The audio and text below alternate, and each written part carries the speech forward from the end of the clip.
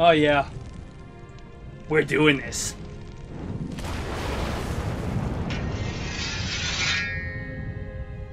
Starting off, I have a combo that I like to call Rending Telekinetics. This is the combination of the spell Animate Objects and Telekinesis. It does require 2 casters, but since Animate Objects is really a favorite amongst veteran D&D players, it's pretty likely that you're going to have access to this combo eventually. The spell animates objects, which then become constructs, which can be used to attack your enemies. If you animate tiny objects, you can control up to 10 of them, which each deal 1d4 plus 4 damage per hit. Multiply that by 10, and wow, that's a lot of damage. The other half of this combo is Telekinesis, which allows you to manipulate objects or creatures with your mind. The player makes a contested check with the creature using their spellcasting ability modifier against the target's strength. If the creature loses the contested check, they become restrained and the players can effectively move that creature 30 feet in any direction. So imagine this. You cast Telekinesis on a creature and lift them 30 feet up into the air. Your other friend casts Animate Objects and animates 10 daggers or gold coins and commands them to attack the restrained creature. So that enemy will be restrained, floating 30 feet up in the air and being sliced and diced by a bunch of angry currency. And don't forget about the restrained condition here. Since they are restrained, every attack the animated objects make has advantage. Every single attack. That is 10 attacks, each with advantage. And if you keep them restrained for 2 rounds, then you can raise them even higher into the air, maxing out at 60 feet high. So they are literally slowly lifted into the air, all while being torn apart by your angry currency. And possibly the best part of this combo is if the enemy attempts to break out of the restrained condition, then they literally fall 60 feet, dealing an extra 6d6 damage. But wait, there's even more. If adding insult to injury with the falling damage wasn't enough, since the animated objects are constructs, they technically qualify as creatures. This means that when the enemy finally breaks out of the restrained condition and they're falling, each and every creature within their range, which would be all of those constructs, gets an attack of opportunity. And that is Rending Telekinetics. Probably the most devastating combo on the list today. But next up, we move away from combat and more into an awkward social situation with the combo that I like to call Mistaken Identity. This combines the spells Disguise Self and Friends. Disguise Self, as you would likely guess, allows you to disguise yourself however you like for an hour. The nice thing about this spell is that it doesn't really have any limitation. As long as your body shape remains roughly the same, height and weight, you can change pretty much everything else, and enough to even look like another person. And that is exactly what we want to do, look like another person.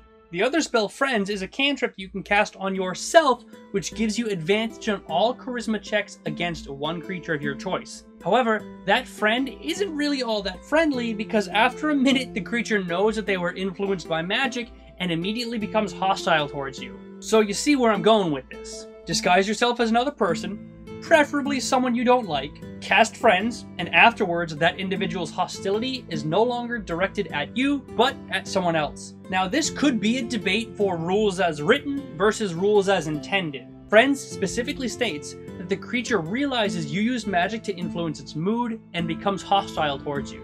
To me, it sounds like the creature that they believe influenced their mood is the creature they become hostile to, because they have no way of actually knowing who that person was aside from visual description. This may be up for debate depending upon your DM, but I think that most would agree that this combo checks out. Just be sure to check out with them and you'll be good to go. But now we move on to our third combo for today, and that would be a little combo I like to call Binding of Flames. And it is the combination of Conjure Elemental, Planar Binding, and Fireball. If you're familiar with the spell Planar Binding, this one should be pretty obvious. Conjure Elemental summons an elemental that is friendly to you and your companions and follows your command for an hour. Planar Binding binds a celestial, elemental, fae, or fiend to your service.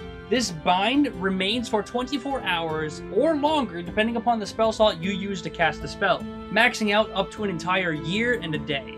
Step 1, you conjure elemental. Step 2, start casting Planar Binding.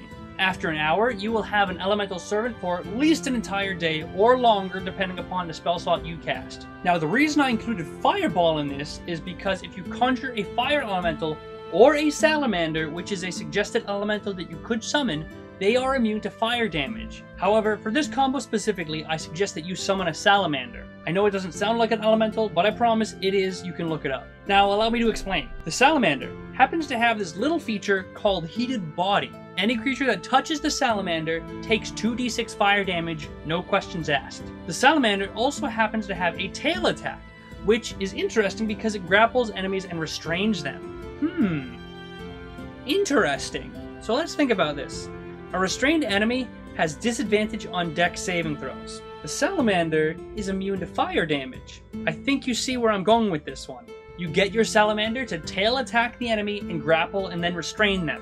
Then you cast Fireball on top of your salamander servant, who is immune to the fire damage, and explode your enemies, all while dealing extra fire damage from the salamander's heated body. And boom, classic combo. Honestly, I really like that one. I looked it up specifically for this video and thought it was great, so you should probably go check it out. And that's the Binding of Flames. Next up, we have a DM's worst nightmare and a power gamer's wet dream.